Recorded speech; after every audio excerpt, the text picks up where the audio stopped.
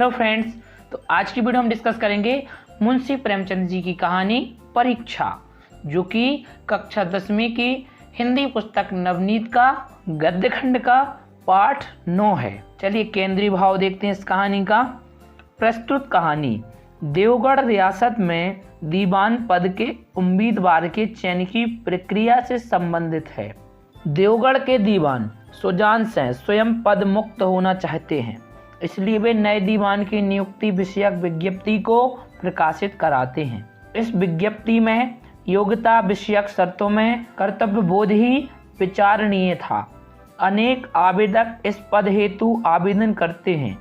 इनकी जीवन शैली और इनकी कर्तव्य परायणता का परीक्षण 1 महीने तक चलता है। सब अपने अपने कौशल और आचार व्यवहार को उत्कृष्ट बनाने का प्रयत्न करते हैं। एक दिन हॉकी मैच का आयोजन होता है। सब थक जाते हैं। तभी शाम के घिरते अंधेरे में एक बैलगाड़ी कीचड़ में फंस जाती है।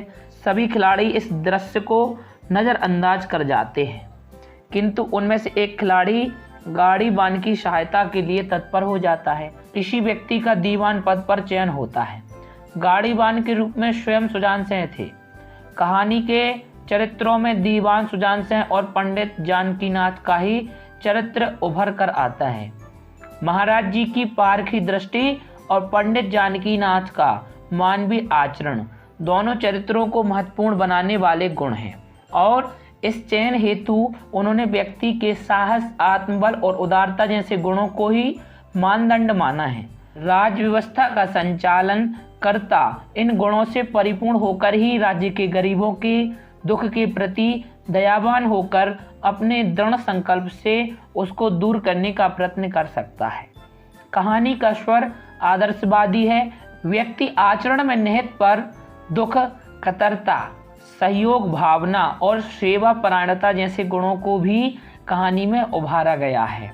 कहानी का दृश्य विधान जीवंत है, भाषा सरल और सुबोध है। तो चलिए फ्रेंड्स, ये था हमारी कहानी का केंद्रीय भाव। अब कहानी को शुरू करते हैं।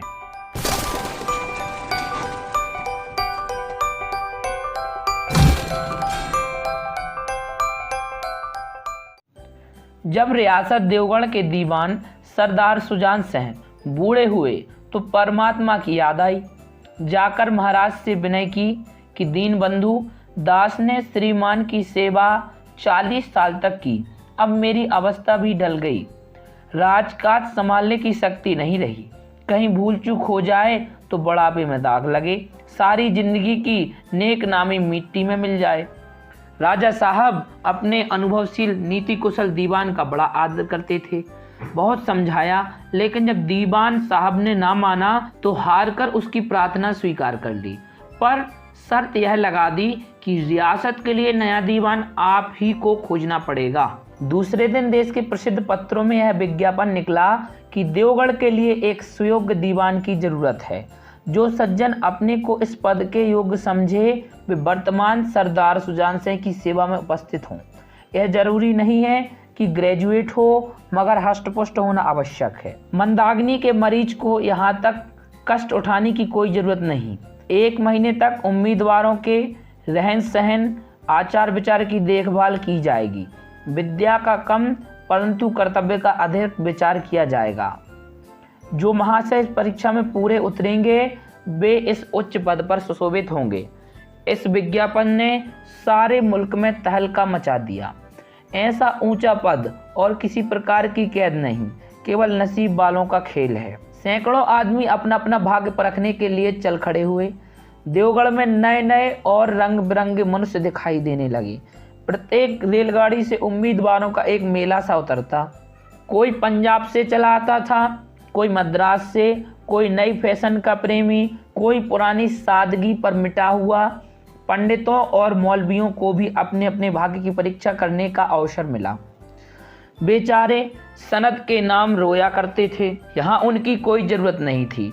रंगीन इमामे, चौगे और नाना प्रकार के अंग रखे और कंटो देवगढ़ में अपनी सजधज दिखाने लगे।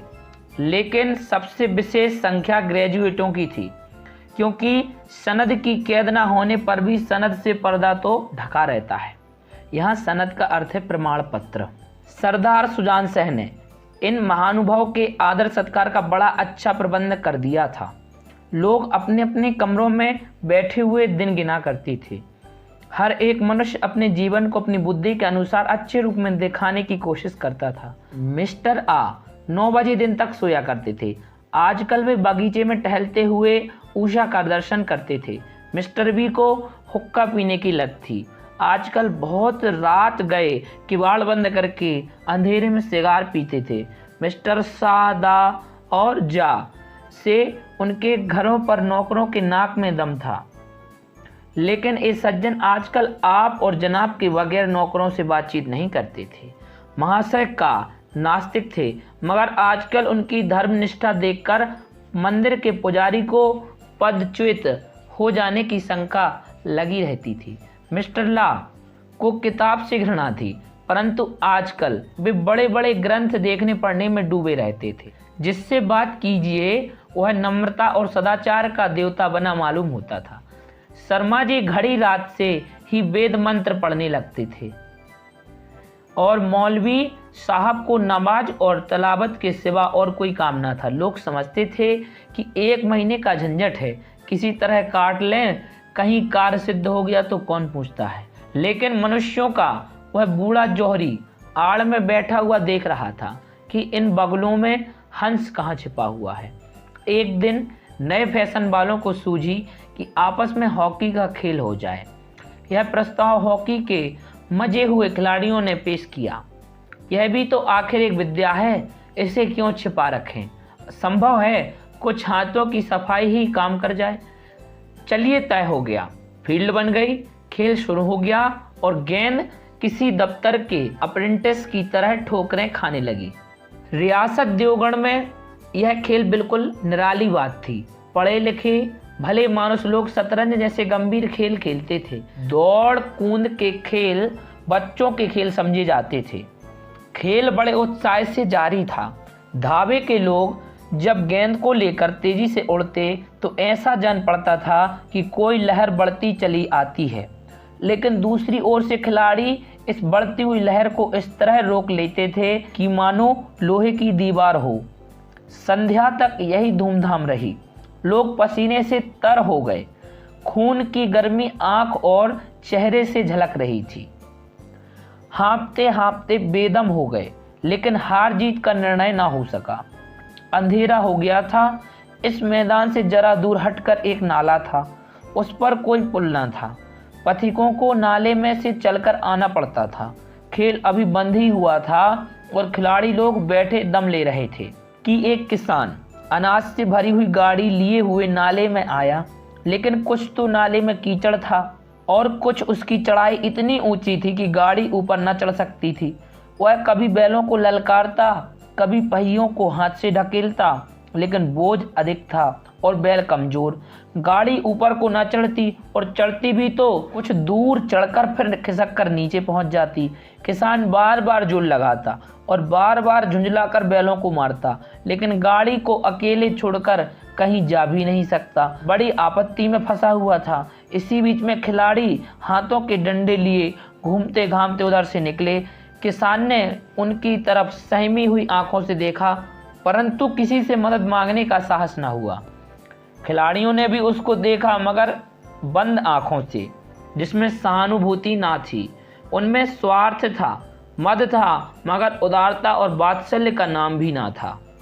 लेकिन उसी समूह में एक ऐसा मनुष्य था जिसके हृदय में दया थी और साहस था।